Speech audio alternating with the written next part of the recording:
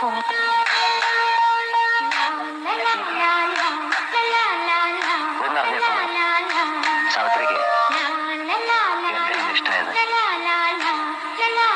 എനിക്കറിയില്ല, ഞാൻ ഓർക്കുന്നില്ല എപ്പോഴാണ് എന്റെ തുടക്കമെന്ന്.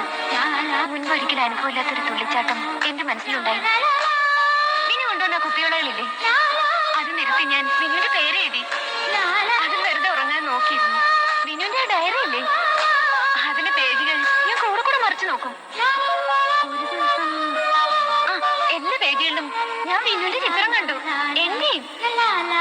പിന്നെ എന്റെ മുറിയിൽ വിനുവിനെ ട്രീറ്റ് ചെയ്യാൻ ഞാൻ എഴുതി വെച്ച ആ വാക്കുകളില്ലേ, അതിന്റെ ഒക്കെ അവസാനം ഞാൻ വിനുവിനെ എഴുതി ചേർത്തു.